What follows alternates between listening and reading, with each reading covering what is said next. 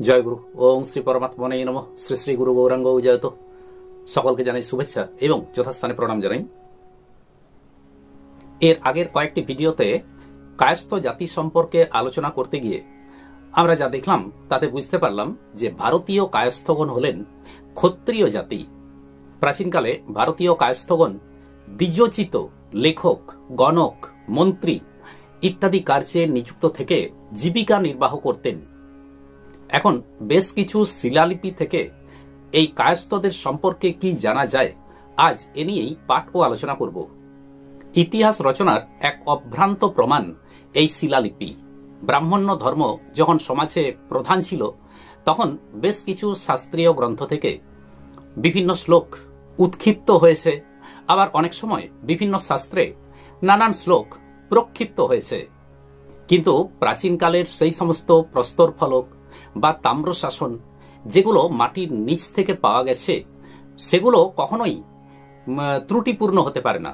অর্থাৎ সেগুলোতে যা উৎকীর্ণ করা আছে সেগুলোকে কোনোরকম ভাবে যে প্রক্ষিপ্ত করা বা সেগুলোকে উৎক্ষিপ্ত করা, তার কোনো সুযোগ থাকে না। 809 খ্রিস্টাব্দে উৎকীর্ণ হয়েছিল হৈহয় বংশীয় যাজ্জল্য দেবের একটি প্রস্তর ফলক। সেই প্রস্তর ফলকে লেখা আছে, শ্রীবাস্তব বংশীয় রত্নসিংহ ন্যায়শাস্ত্রে অদ্বিতীয় পণ্ডিত ছিলেন। আর এই ফলকটি তার দ্বারাই রচিত হয়েছিল। এই রত্নসিংহের পুত্র একজন অদ্বিতীয় পণ্ডিত ছিলেন। তিনি চেদি রাজের সভা পণ্ডিত ছিলেন। মধ্যপ্রদেশের রাজা হরিব্রহ্মদেবের একটি প্রস্তর ফলকে পাওয়া যায়, শ্রীবাস্তব বংশীয় কায়স্থ প্রবর রামাদাস পণ্ডিতাধীশ্বর বলিয়া সম্মানিত হইয়াছিলেন। গোরক্ষপুর থেকে একটি প্রস্তর ফলক পাওয়া যায়, তাতে লেখা আছে এটি 10ম শতাব্দীতে উৎকীর্ণ হয়েছিল। এখানে বলা আছে, জয়াদিত্যের তাম্রফলকে লিখিত আছে, নাগদত্ত নামে জনৈক কায়স্থ ছিলেন।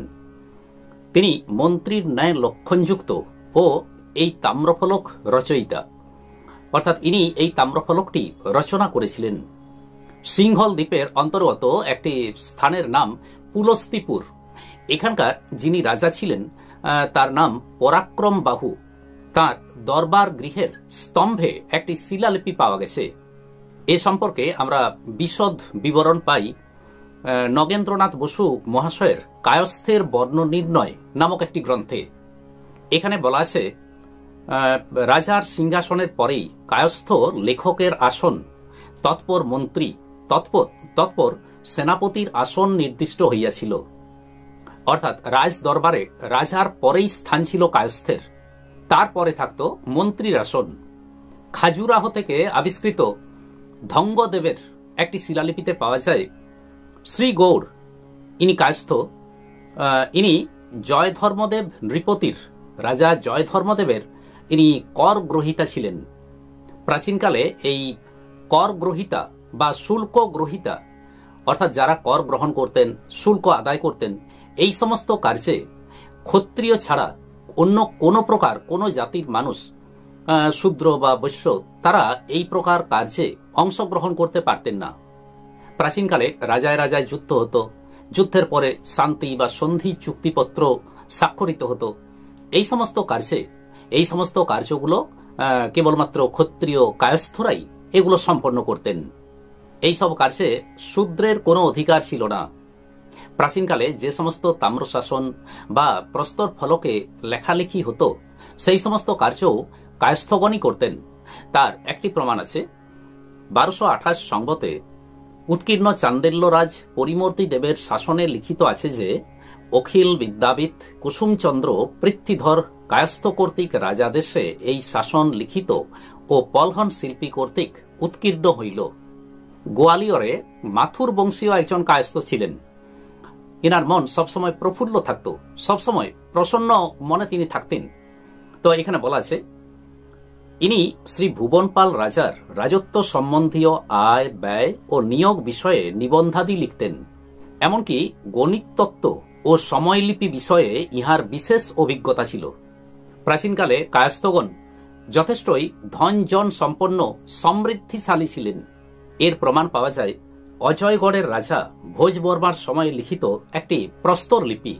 এখানে বলা আছে, তৎকালে মধ্য ভারতে কায়স্থগণ ধন জন সম্পন্ন সমৃদ্ধিশালী বিস্তৃত জাতি ছিলেন। সেখানে কায়স্থদের বসবাসের জন্য 36টি পুর ছিল, অর্থাৎ 36টি অঞ্চল ছিল যেখানে কায়স্থগণ বাস করতেন। তার মধ্যে টক্কারিকা নামক একটি স্থান, এটি ছিল সর্বশ্রেষ্ঠ। এখানে বেদ নির্ঘোষে নিনাদিত উক্ত পুরে কায়স্থগণ বাস করিতেন। এখানে বাস্তব্য কায়স্থ বংশে যাজুক নামে একজন মহাত্মা ছিলেন।